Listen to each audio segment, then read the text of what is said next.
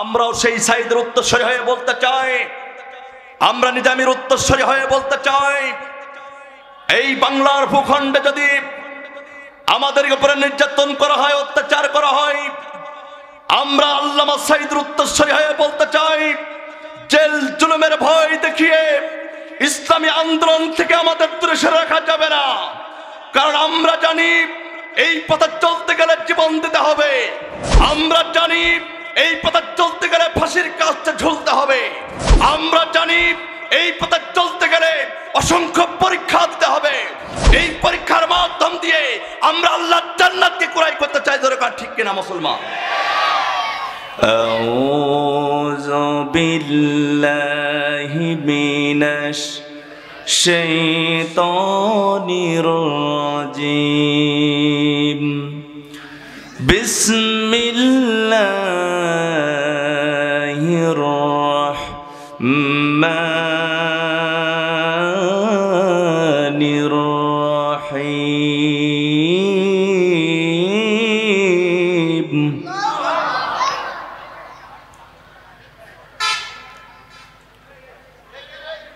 وَلَنَبْلُوَنَّكُمْ بِشَيْءٍ مِّنَ الْخَوْفِ وَالْجُوعِ وَنَقْصٍ مِّنَ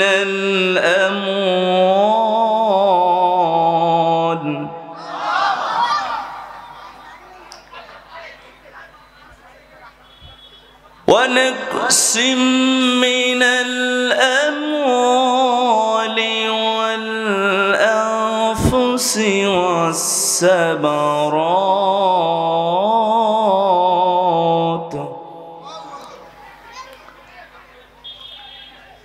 وَبَشِّرِ الصَّابِرِينَ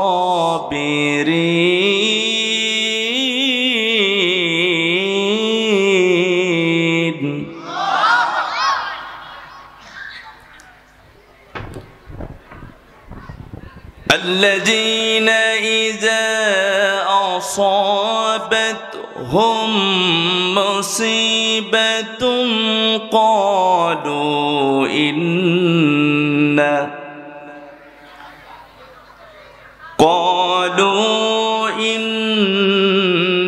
لله وإنا إليه راجعون.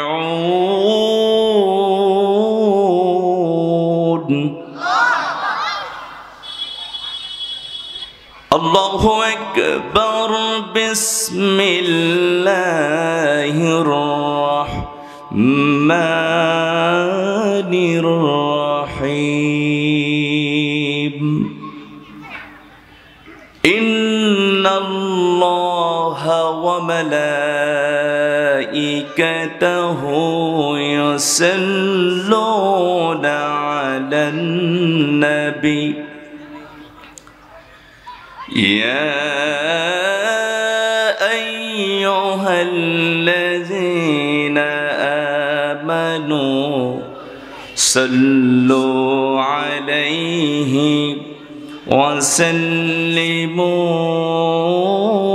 تسليما. اللهم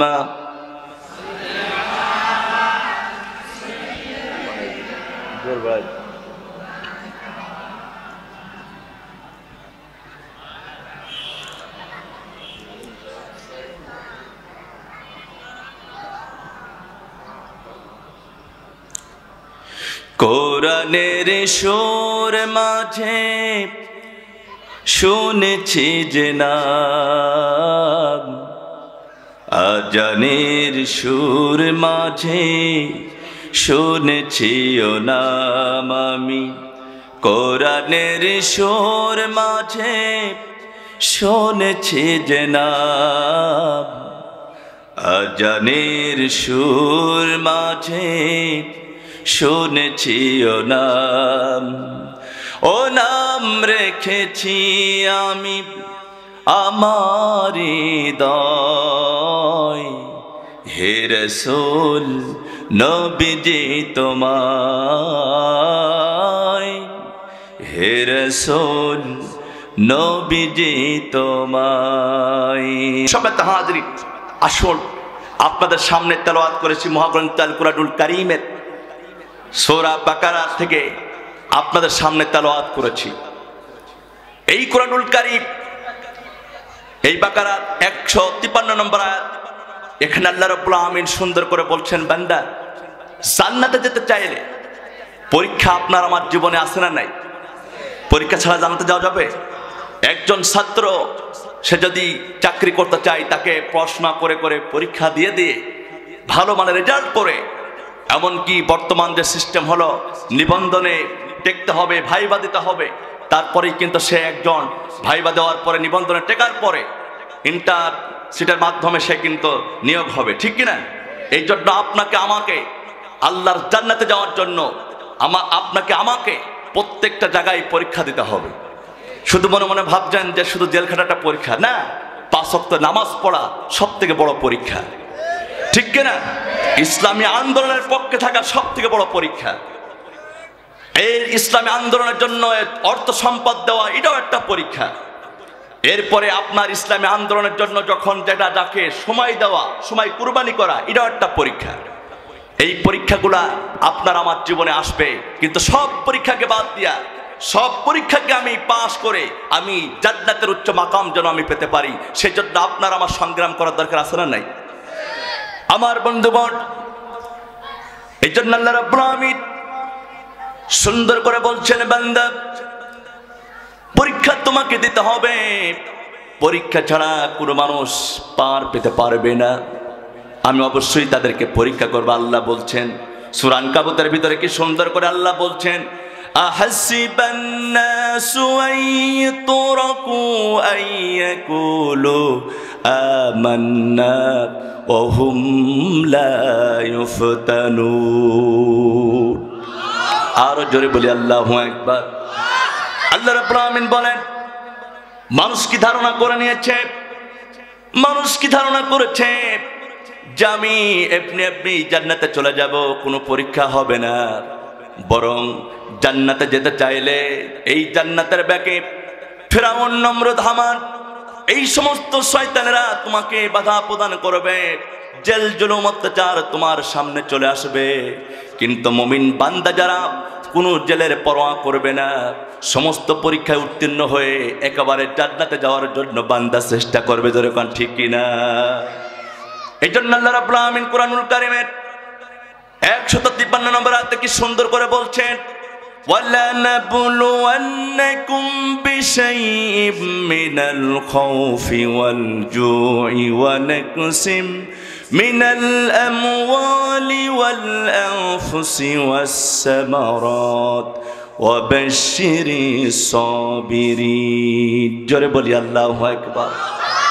আল্লাহ রাব্বুল আমিন বলেন, ওয়ালা নাবলুওয়ান্নাকুম, অবশ্যই অবশ্যই তোমাদেরকে পরীক্ষা করা হবে, কোন কিছুর ভয় দ্বারা পরীক্ষা করা হবে, খোদার যন্ত্রণা দ্বারা পরীক্ষা করা হবে, এরপরে ফসলাদি দ্বারা পরীক্ষা করা হবে। এই সমস্ত পরীক্ষাগুলো যদি কোনো বান্দা পাস করতে পারে, আল্লাহ রাব্বুল আমিন বলছেন অবাশশিরিস সাবিরিন, তাদের জন্য সুসংবাদ দিয়ে দাও। জোরে বলি সুবহানাল্লাহ। পরীক্ষায় আপনাকে ধৈর্য ধারণ করতে হবে। অবাশশিরিস সাবিরিন, ধৈর্যশীলদের জন্য সুসংবাদ দিয়ে দাও। বলি সুবহানাল্লাহ। আমার বন্ধুগণ, নবীরাও কি পরীক্ষা দেয় নাই? নবীরাও দিয়েছেন, সাহাবায়ে কেরামরা পরীক্ষা দিয়েছেন। এই পরীক্ষা ছাড়া কোনো লাজাত পাওয়া যাবে না, এই পরীক্ষা ছাড়া জান্নাত পাওয়া যাবে না। একেবারে কাটসাপ কথা। একজন সাহাবীর কথা আমার মনে পড়ে গেল। একজন সাহাবী, তিনি শুধুমাত্র ঈমান এনেছেন, কালেমা পড়েছেন, এই কারণে তার উপরে এত নির্যাতন শুরু হয়ে গেল। আমার বন্ধুগণ, এত নির্যাতন অত্যাচার সবকিছু সহ্য করে ওই সাহাবী ঈমানের পথ থেকে দূরে সরে যায় নাই। জোরে বলি সুবহানাল্লাহ। আমার বন্ধুগণ, কি পরীক্ষা দিতে হবে দেখেন। আল্লাহর নবীর একজন সাহাবী, নাম হলো তার হযরতে খুবাইব রাদিয়াল্লাহু তাআলা। এমন একজন সাহাবী ছিলেন, হযরতে খুবাইব রাদিয়াল্লাহু তাআলা যখন কালেমা পড়লেন, ইসলাম যখন কবুল করলেন, এমন সময় আবু জেহেল খুবাইবকে ডাক দিয়ে বলল, খুবাইব তুমি যে কালেমা পড়েছো, ইসলাম গ্রহণ করেছো, রসুলের কাছে তুমি যে কালেমা পড়েছো, এই কালেমা তোমাকে ছাড়তে হবে। কালেমা যদি না ছাড়ো, আমরা দেখো তোমাকে অত্যাচার শুরু করে দেব, এমনকি তোমাকে দুনিয়া থেকে বিদায় করে দিব। এমন নির্লক্ষা, এমন পরিকল্পনা কিন্তু করা হয়েছিল। খুবাইব রাদিয়াল্লাহু আনহু বললেন, ও কাফেরের দলেরা শোনো, আমার জীবনে যতক্ষণ পর্যন্ত এক বিন্দু রক্ত থাকবে আমার শরীরে, আমার চোখের পল্লব যতক্ষণ পর্যন্ত নড়বে, আমি ইসলামের পথ থেকে, কোরআনের পথ থেকে, আল্লাহর পথ থেকে দূরে সরে যাব না। আমার বন্ধুগণ, ওখানেই শেষ নয়। বর্তমান বাংলার ভূখণ্ডে আপনারা দেখেছেন বিশ্বন্ত মুফাসসির শহীদ মরহুম আল্লামা দেলোয়ার হোসেন সাঈদীকে কি পরীক্ষা করা হয়েছিল আপনারা সচক্ষে দেখেছেন। শুধুমাত্র কোরআনুল কারীমের দাওয়াত দেওয়ার কারণে, এই কোরআনুল কারীমের তাফসীর করে করে যখন তিনি মানুষকে বোঝাতেন, আমার মনে হয় তিনি যখন ওয়াজ করতেন, ওই সময় আল্লাহ রাব্বুল আমিন মনে হচ্ছে যেন কোরআনুল কারীম নাজিল করতেছে। সেই বিশ্বন্ত মুফাসসির আমেরিকা থেকে যাকে আল্লামা খেতাব দেওয়া হলো, আমি আল্লামা সাঈদীর জীবনীটাও পড়েছি। আমার যতটুকু ধারণা, আমি যতটুকু পড়েছি সেতটুকু বলতেছি। আল্লামা সাঈদীর হাতে এক নয় দুই নয়, প্রায় 1000 মুসলমান, 1000 ব্যক্তি ইসলাম ধর্ম কবুল করেছেন, গ্রহণ করেছেন। তার মানে আল্লামা সাঈদী এমন একজন ব্যক্তি ছিলেন, বাংলাদেশে 100 বছরে, গোটা পৃথিবীতে 100 বছরের মধ্যে এমন আলেম আসে নাই। জোরে কোন ঠিক কিনা? তাফসীর জগতের সম্রাটকে বলা হয়। সে আল্লামা সাঈদীকে অপরাধ হলো একটাই, আল্লামা সাঈদীর অপরাধ হলো একটাই, আল্লামা সাঈদী মানুষদেরকে দিনের দিকে ডাকে, মানুষের তৈরি করা আইনকে বাদ দিয়া ইসলামের দিকে আহ্বান করে। এই কারণে বাতিল শক্তি তাকে কি করলো, অন্যায়ভাবে 1 নয় 2 নয়, বরং 13টা বছর জেলখানায় বন্দী করা হয়েছে। 13টা বছর উনি কারাগারে ছিলেন। একটি বারের জন্য কাফেরদের কাছে, জালেম স্বৈরাচারী শাসকের কাছে কোনোদিন মাথা নত করে না। ঠিক কিনা? আমরাও সেই সাঈদের উত্তরসূরি হয়ে বলতে চাই, আমরা নিজামীর উত্তরসূরি হয়ে বলতে চাই, এই বাংলার ভূখণ্ডে যদি আমাদের উপরে নির্যাতন করা হয়, অত্যাচার করা হয়, আমরা আল্লামা সাঈদের উত্তরসূরি হয়ে বলতে চাই, জেল জুলুমের ভয় দেখিয়ে ইসলামী আন্দোলন থেকে আমাদের দূরে সরে রাখা যাবে না। কারণ আমরা জানি এই পথে চলতে গেলে জীবন দিতে হবে, আমরা জানি এই পথে চলতে গেলে ফাঁসির কাস্তে ঝুলতে হবে, আমরা জানি এই পথে চলতে গেলে অসংখ্য পরীক্ষা দিতে হবে। এই পরীক্ষার মাধ্যম দিয়ে আমরা আল্লাহর জান্নাতকে ক্রয় করতে চাই। ধরে কার ঠিক কিনা মুসলমান? সব্যত ভাইরা, সে আল্লামা সাঈদীকে যখন কারাগারে বন্দী করা হয়েছে, শেষ করতে পারলো না, দুনিয়া থেকে বিদায় করতে পারলো না। সাতক্ষীরার মাটি থেকে 2 জন ভাই আল্লামা সাঈদীর মুক্তির জন্য তারা আন্দোলন করে নিজের জীবন পর্যন্ত তারা বিলিয়ে দিয়েছেন। আল্লামা সাঈদীকে তারা কতটা ভালোবাসেন, ঠিক কিনা? সেই মানুষটির জন্য তারা জীবন পর্যন্ত দিয়ে দিলেন। একটাই কারণ, সেটা আল্লামা সাঈদের নামে নয়, সেটা হলো আল্লাহর কোরআনুল কারীমের কারণে। আল্লামা সাঈদী যদি কোরআনকে না মানেন, কোরআনের দাওয়াত যদি আল্লামা সাঈদী না দিতেন, আমরা কিন্তু তার ভক্ত হতাম না, তার কথা শুনতাম না, ঠিক কিনা? তাকে ভালোবাসতাম না। কোরআনের কারণে ভালোবাসা হয়। আমার হয়তো মাওলানা, আমার শ্রদ্ধাভাজন ব্যক্তিত্ব চাচা মাওলানা আজিজুর রহমান সাহেবকে আমরাও ভালোবাসি ইসলামের কারণে, কোরআনের কারণে। জোরে কর ঠিক কিনা? একজন আলেমকে সম্মান দিতে হয়, তাজিম করতে হয়, আমার নবীজি বলেছেন, তার কারণে আমরা ভালোবাসি। তো সেই সাঈদের জন্য আন্দোলন করে জীবন দিল। এক দিনে প্রায় 1.5 শতাধিক মানুষ তার জন্য জীবন দিয়েছে, কিন্তু তারা আন্দোলন বন্ধ করে নাই। সদমাত হাজিরিন, আপনাদের বোঝাতে চাচ্ছি, ইমানের পরীক্ষা আমাদের সকলকে দিতে হবে, এই বিষয়ে কিন্তু আমার আলোচনা, ঠিক কিনা? এরপরে তিনি যখন 13টি বছর কারারুদ্ধ জীবন যাপন করার পরে তিনি যখন বাতিলের কাছে মাথা নত করলেন না, চিকিৎসার নামে তাকে একেবারে চিকিৎসার নাম দিয়ে জেলখানা থেকে বের করে তাকে 20 ইনজেকশন দিয়ে এই দুনিয়া থেকে তাকে বিদায় করে দিয়ে এই পৃথিবীর এক কলঙ্কিত অধ্যায় ফ্যাসিস্ট সরকার করেছিল। দরকার ঠিক কিনা? সব্যত হাজিরিন, সেই সাইদিকে আমরা যেই 5 আগস্টে যেই সাইদের জন্য আমরা কেঁদেছিলাম, যেই সাইদিকে আমরা হারিয়েছিলাম, আল্লাহর কি মহিমা, আল্লাহর কি করুণা। এই জাতি সাইদের জন্য কেঁদেছিল, দোয়া করেছিল। সেই 5 আগস্টের সেই আগস্ট মাসেই কিন্তু আল্লাহ রাব্বুল আমিন 1 বছরের ব্যবধানে আমাদেরকে আবার বিজয় দিয়েছে, বলি সুবহানাল্লাহ। ঠিক কিনা? যে আগস্ট মাসে এই সাইদিকে মারা হয়েছিল, ওই আগস্ট মাসেই মুসলমানদের চূড়ান্ত আল্লাহ বিজয় দিয়েছে। সবাত হাজরিন, যে কথা বলতেছিলাম, আমাদেরকে ভয় দেখে লাভ হবে না। আমরা খুবাইবের উত্তরসূরি, আমরা ইয়াসিরের উত্তরসূরি, আমরা খালিদ সাইফুল্লাহ আইয়ুবের উত্তরসূরি, আমরা মাযবার মুআদের উত্তরসূরি। আমাদেরকে জেল জরিমানার ভয় দেখে ইসলাম থেকে দূরে সরে রাখা যাবে না, জোরে কোন ঠিক কিনা? কারণ আল্লাহ রাব্বুল আমিনের কাছে আমরা জান আর মালকে বিক্রি করে দিয়েছি জান্নাতের বিনিময়ে। কিসের বিনিময়ে? জান্নাতের বিনিময়ে। আল্লাহ রাব্বুল আমিন বলতেছেন, ইন্নাল্লাহ হাশতারা মিনাল মুমিনিনা আনফুসাহুম ওয়া আমওয়ালাহুম বিআন্না লাহুমুল জান্নাহ। জোরে বলুন আল্লাহু আকবার। আল্লাহ রাব্বুল আমিন বলেন, নিশ্চয় আমি মুমিনের জান এবং মালকে আল্লাহর জান্নাতের বিনিময়ে ক্রয় করে নিয়েছি। আমার বন্ধুগণ, বলেন তো দেখি, জান্নাত পেতে হলে জান এবং মাল কার জন্য দিতে হবে? আল্লাহর জন্য দিতে হবে। আমাদের যখন জান লাগবে তখন জান দেব, যখন মাল লাগবে তখন মাল দেব। ইসলামের জন্য আমরা সব সময় চেষ্টা করব, কারণ আল্লাহ রাব্বুল আমিন বলতেছেন, এই জান এবং মাল দিবেন যারা আল্লাহর জান্নাত পাবে তারা। জোরে কোন ঠিক কিনা? আমার বন্ধুগণ, যে কথা বলতেছিলেন, হযরত খুবাইব রাদিয়াল্লাহু তাআলা এবার কি করলো? ওই যুগের আবু জেহেল খুবাইব রাদিয়াল্লাহু তাআলাকে বারবার প্রস্তাব দিল, কালেমা ছেড়ে দাও। খুবাইব কিন্তু কালেমা ছাড়ে নাই। কালেমা না ছাড়ার অপরাধে হযরতে খুবাইবকে কাফের বেঈমানেরা সবাই মিলে জেলখানায় বন্দী করে ফেলেছে। হযরতে খুবাইব তাকে যখন জেলখানায় বন্দী করা হয়েছে, বর্তমান জেলখানায় কিন্তু খাবার দেওয়া হয়, পানি দেওয়া হয়। বর্তমান জেলখানায় কিন্তু যারা জেলে যায় তাদেরকে কম বেশি খাবার দেওয়া হয়, কিন্তু খুবাইব রাদিয়াল্লাহু তাআলাকে এমন জেলখানায় ঢোকানো হয়েছিল যেই জেলখানার ভিতরে কোনো খাবার নাই, পানি নাই, সব কিছু বন্ধ করে দেওয়া হয়েছে।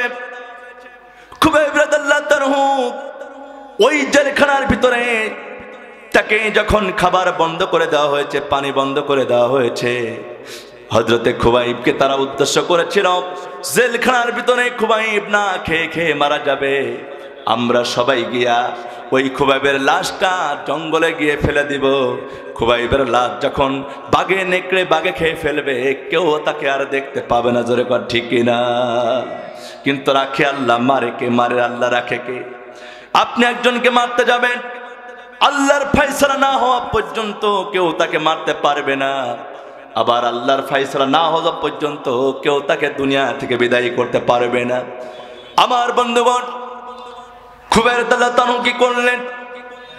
দুনিয়ার কোন মানুষের তিনি ডাকেন নাই, দুনিয়ার কোন রাজা বাদশার কাছে তিনি সাহায্য চান নাই। হযরতে খুবাইব রাদিয়াল্লাহু তাআলা ওই জেলখানার ভিতরে নামাজ পড়ে পড়ে আল্লাহর কাছে চাচ্ছে, আল্লাহর কাছে সিজদা দিয়ে কাঁদতেছেন, আল্লাহ এই জেলখানার ভিতরে দুনিয়ার কোনো মানুষ আমাকে বাঁচাতে পারবে না, দুনিয়ার কোনো মানুষের ক্ষমতা নাই আমাকে বাঁচানো, কিন্তু আল্লাহ তুমি যদি আমাকে বাঁচায় দাও, পৃথিবীর কোনো মানুষ আমাকে মারতে পারবে না। আমার বন্ধুগণ, খুবাইব রাদিয়াল্লাহু তাআলা আল্লাহর কাছে নামাজ পড়ে পড়ে যখন তিনি সাহায্য চেতেছেন, আল্লাহ রাব্বুল আমিনের পক্ষ থেকে খুবাইব রাদিয়াল্লাহু তাআলা আল্লাহর দরবারে প্রার্থনা করলেন। মোনাজাত শেষ হয়ে গেল, সঙ্গে সঙ্গে তিনি লক্ষ্য করে দেখলেন আল্লাহ রাব্বুল আমিনের পক্ষ থেকে হযরতে খুবাইবের জন্য আঙ্গুরের ঝুকা আল্লাহ রাব্বুল আমিন দান করেছে। বলি সুবহানাল্লাহ। আমার বন্ধুগণ, খুবাইব রাদিয়াল্লাহু তাআলা কি করলেন? আঙ্গুরের ঝুকা যখন আল্লাহ রাব্বুল আমিন তার জন্য দান করেছেন, খুবাইব রাদিয়াল্লাহু তাআলা জেলখানার ভিতরে খাবার খাইতেছেন আর আল্লাহকে ডাকে, জিকির করে। কিছুদিন পরে কাফের বেঈমানরা সবাই মিলে চলে গেল। ওরা মনে মনে ভাবতেছে খুবাইব শেষ হয়ে গেছে, ও মারা গেছে। ওর লাশটা নিয়ে গিয়ে আমরা বাগে খেয়ে দেব। কিন্তু না না, যখন তারা জেলখানার সামনে গেল, জেলখানার সামনে যাওয়ার সঙ্গে সঙ্গে ওরা লক্ষ্য করে দেখলো খুবাইব তো মরে নাই, বরং তার পাশে বিশাল একটা আঙ্গুরের ঝোঁকা আল্লাহ রাব্বুল আমিন নাজিল করে দিয়েছে। আমার বন্ধুগণ, কাফের বেঈমানরা জিজ্ঞাসা করলো, খুবাইব আমরা তোমাদের খাবার বন্ধ করে দিলাম, পানি বন্ধ করে দিলাম, তারপরও তুমি তো এখনো মরো নাই, বরং জেলখানার ভিতরে জীবিত আছে কিভাবে? সঙ্গে সঙ্গে খুবাইব বলল, কাফেররা শোনো, আল্লাহ রাব্বুল আমিন এই দুনিয়ার সব সাহায্য যখন বন্ধ হয়ে যায়, আল্লাহর সাহায্য তখন নাজিল হয়। তোমরা যখন আমার খাবার বন্ধ করে দিয়েছো, পানি বন্ধ করে দিয়েছো, ওই সময় আল্লাহ রাব্বুল আমিন আরশে আজিম থেকে আমার জন্য খাবারের ব্যবস্থা করে দিয়েছে। আমার বন্ধুগণ, হতাশ হওয়ার কোনো কারণ নাই, নিরাশ হওয়ার কোনো কারণ নাই। এই বাংলার ভূখণ্ডে আমাদের অনেক আলেম ওলামা জীবন দিয়েছে, অনেক নেতা কর্মীরা জীবন দিয়েছে, এদেশের ছাত্র ছাত্রীরা জীবন দিয়েছে। আল্লাহর কাছে বলে, আল্লাহ এই রক্তের বিনিময়ে হলো বাংলার জমিন আল্লাহ কোরআনের রাজ তুমি কায়েম করে দাও, বলুন আমিন। আমার বন্ধুগণ, এবার হযরত খুবাইব তারা কি করলো? এক নয় দুই নয়, বরং 40 জন কাফের সবাই মিলে হযরতে খুবাইবকে ধরেছেন। আমার বন্ধুগণ, জেলখানা থেকে বের করে ফেলেছেন। আমার আল্লামা সাঈদীকে যেভাবে মেরেছিল, ঠিক তৈরূপ ভাবে ওই রকম ভাবে খুবাইবকে জেলখানা থেকে বের করে 2টা হাত টান টান করে ধরেছে। এক নয় দুই নয়, বরং 40 জন কাফের ধাক্কা দিতে দিতে খুবাইবকে ফাঁসির মঞ্চের দিকে নিয়ে যাচ্ছে। এমন সময় খুবাইবকে বলছ, খুবাইব তোমার তো এখনই ফাঁসি দেওয়া হবে, তোমাকে এখনই আমরা মেরে ফেলব, দুনিয়া থেকে তোমাকে বিদায় করে দেব। খুবাইব বলো, তোমার মনের কি আশা আছে আমাদের সাথে একটু বলো। খুবাইব রাদিয়াল্লাহু চোখের পানি ফেলে বললেন, ও কাফেরের দলেরা, আমার যদি একটু সময় দিতে আমি বাড়িতে যাব না, পিতামাতার সাথে দেখা করব না, দুনিয়ার কোনো মানুষের সাথে আমি দেখা করতে চাই না, আমার যদি একটু সময় দিতে আমি নামাজ পড়ে পড়ে আল্লাহর দরবারে একটু প্রার্থনা করতাম, কথা বলতাম। কাফের বেঈমানরা যখন সময় দিল, হযরতে খুবাইব রাদিয়াল্লাহু কাল বিলম্ব না করে নামাজে তিনি দাঁড়িয়ে গেলেন। নামাজের ভিতরে যখন তেলাওয়াত করতেছিলেন, তেলাওয়াতে এত বেশি মজা লাগছিল, হযরতে খুবাইব সুন্দর সুন্দর করে সুললিত কণ্ঠে কোরআনুল কারীম থেকে তেলাওয়াত করতে লাগলেন। তেলাওয়াত করতে করতে খুবাইব যখন 2 রাকাত নামাজ শেষ করে ফেলেছেন, এমন সময় কাফের বেঈমানরা সবাই মিলে ডাক দিয়ে বলল, খুবাইব বুঝি তুমি মৃত্যুর ভয়ে নামাজ একটু বেশি দেরিতে পড়তেছ। হযরতে খুবাইব বললেন, শোনো কাফেররা, আমি মৃত্যুর ভয়ে নামাজ কি বেশি দেরি করি নাই, আমি এই জন্য নামাজের ভিতরে দেরি করেছি। আমি যখন নামাজ পড়তেছিলাম, নামাজ পড়তে গিয়া এত বেশি মজা লাগছিল, এত বেশি আমার আরাম লাগছিল, ভালো লাগতেছিল, আমার মনে হচ্ছে যেন আমি আর একটু বেশি করে আর একটু নামাজ পড়তে পারলে ভালো লাগতো। বলি সুবহানাল্লাহ। আমার বন্ধুগণ, নামাজ শেষ হয়ে গেল। কাফির বেঈমানরা ঈমান আনার কারণে, কোরআনের পক্ষে থাকার কারণে, বিশ্ব নবীকে নেতা মানার কারণে, আল্লাহর দ্বীনের পক্ষে থাকার কারণে খুবাইবকে কাফের বেঈমানরা ধাক্কা দিতে দিতে ফাঁসির মঞ্চের দিকে নিয়ে যাচ্ছেন। এমন সময় হযরতে খুবাইবকে আবার বলতেছেন, ও খুবাইব বলো, তোমার পরিবর্তে যদি আল্লাহর নবীকে আমরা হত্যা করে ফেলি তাহলে কেমন হবে? খুবাইব বললে, শোনো কাফেররা, শোনো, আমাকে নয়, আমাকে তোমরা হত্যা যদি করেও ফেলো তাতে আমার কোনো দুঃখ নাই, কিন্তু আল্লাহর নবীকে যদি তোমরা আঘাত করো, আমি খুবাইব বেঁচে থাকতে সেটা হতে দেব না। নবীর প্রতি ভালোবাসা থাকার দরকার আছে না নাই? রাসূলের সীমাহীন ভালোবাসা ছাড়া ঈমানের এতটুকু নেই, দাম নেই। রাসূলের সীমাহীন ভালোবাসা ছাড়া ইমানের এতটুকু নেই দাম নেই। রসুলের ভালোবাসা কার বুকে কত, রসুলের ভালোবাসা কার বুকে কত। পরখ করার দিন এলো সামনে, রসুলের সীমাহীন ভালোবাসা ছাড়া ইমানের এতটুকু নেই দাম নেই। চিৎকার দেব না ঠিক কিনা? রসুলের ভালোবাসা প্রত্যেকটা মানুষের হৃদয়ের ভিতরে থাকার দরকার আছে না নাই? আসতে বলবেন আছে না নাই? আমার নবীজির ভালোবাসায় জীবনের শেষ বিন্দু দিয়ে হলো খুবাইব আমার নবীর জন্য, ইসলামের জন্য নবীর ভালোবাসায় জীবন দিয়েছে, বাতিলের কাছে আপোষ করে নাই। জোরে কর ঠিক কিনা? আমার বন্ধুগণ, সেই খুবাইব রাদিয়াল্লাহু তাআলা কি করলাম, তাকে যখন ফাঁসির কাছে ঝুলানো হয়েছে এমন সময় কয়েরদারকে ডান হাতে আঘাত করা হয়েছে, ডান হাত কেটে গেল। বাম হাতে আঘাত করলেন, বাম হাত কেটে গেল। পায়ে আঘাত করেছেন, পা কেটে গেছে। এই রক্তাক্ত জীবন নিয়ে শেষ বিন্দু জীবন যখন তিনি দিয়ে দিচ্ছেন ইসলামের জন্য, কোরআনের জন্য, ওই সময়ও তিনি আল্লাহর কাছে বলেন, আল্লাহ তুমি সাক্ষী হয়ে যাও, তোমার দিনের জন্য কালেমা পড়ার কারণে আমার জীবন দিয়ে দিলাম। রব্বুল আলামিন দয়া করে মেহেরবানি করে তোমার রাস্তায় শাহাদাতের মৃত্যু আমাকে তুমি দান করো বলি আমি। আমার স্বামীটার একটু গোসলটা ব্যবস্থা করেন। আমার নবীজি সাহাবীদেরকে অর্ডার করবেন এমন সময় আল্লাহ রাব্বুল আলামিন আরশ আজিম থেকে হযরত জিবরাইল আলাইহিস সালামের মাধ্যমে রাসূলের কানে খবর দেওয়া হলো। জিবরাইল আলাইহিস সালাম এসে বলছে, ইয়া রাসূলুল্লাহ, ইয়া হাবিবাল্লাহ, আপনি কোনো টেনশন করবেন না, কোনো চিন্তা করবেন না, হানজালার জন্য আপনি টেনশন করবেন না। হানজালার লাশটা দুনিয়াতে আর পাবেন না। কারণ হলো আল্লাহ রাব্বুল আলামিন হানজালার উপরে এত বেশি খুশি হয়েছেন, দুনিয়ার সব মহব্বতকে বাদ দিয়া আপনার মহব্বতে আল্লাহর দ্বীনকে বিজয়ের জন্য হানজালা জীবন দিয়েছেন, শহীদ হয়েছেন। হানজালার জন্য আপনার টেনশন করা লাগবে না। আল্লাহ রাব্বুল আলামিন হানজালার উপরে এত বেশি খুশি হয়েছেন, আল্লাহ রাব্বুল আলামিন তার ফেরেশতার মাধ্যমে, আল্লাহ রহমতের ফেরেশতা দিয়া, হাউজে কাউসারের পানি দিয়া হানজালার জন্য গোসলের ব্যবস্থা করে দিয়েছেন। এই কথা জিবরাইল আলাইহিস সালাম আমার রাসূলকে সংবাদ দিয়েছেন। ইতিমধ্যে হানজালার লাশ দুনিয়াতে আল্লাহ রাব্বুল আলামিন পাঠিয়ে দিয়েছে, বলি সুবহানাল্লাহ। আমার বন্ধুগণ, এজন্য আপনাদেরকে বলি, হানজালার মূল্য একটাই কারণে, নিজের জীবনটাকে তিনি বিলিয়ে দিয়েছেন ইসলামের জন্য। দুনিয়ার কোনো মহাব্বত তাকে আটকাতে পারে নাই। আমার বন্ধুগণ, এত সম্মান আল্লাহ দিয়েছেন শহীদদের, কিয়ামতের দিন আল্লাহ তাআলা শহীদদেরকে সম্মানিত করবেন।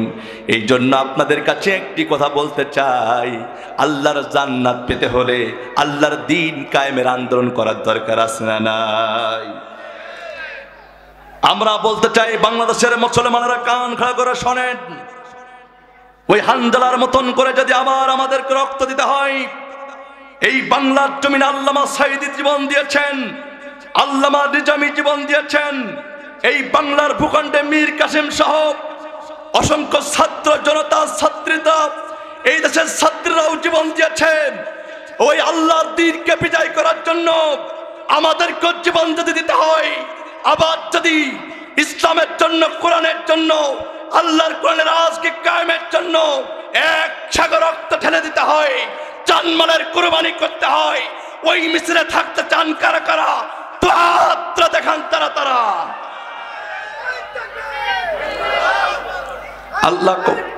আল্লাহ কবুল করে বলে আমিন। সম্মানিত হাজরিন, এই জন্য আপনাদের কাছে একটি কথা বলতে চাই। আমার আলোচনার পয়েন্ট ছিল ঈমান। আপনার জেল, জুলুম, নির্যাতন সব কিছু আমি সহ্য করব, কিন্তু ঈমান আমি দেবো না, ঠিক কিনা? ঈমানের পরীক্ষা সকলকে দিতে হবে। এই পরীক্ষার মাধ্যম দিয়েই আমরা আল্লাহর জান্নাতকে আমরা অর্জন করতে চাই। আল্লাহ তাআলা কবুল করুক, বলি আমিন। সম্মানিত হাজরিন, আমার আলোচনা এখানে শেষ করছি। আমরা সব সময় ঈমানের পথে অবিচল থাকবো ইনশাআল্লাহ। আমার মা বোনরা যারা এসেছেন, মা বোনদের ব্যাপারে কথা বলার ছিল, কিন্তু আসলে আমার সময় কিন্তু খুবই সংক্ষিপ্ত আকারের। আসলে বেশি লম্বা রাত ধরে আলোচনা হবে না।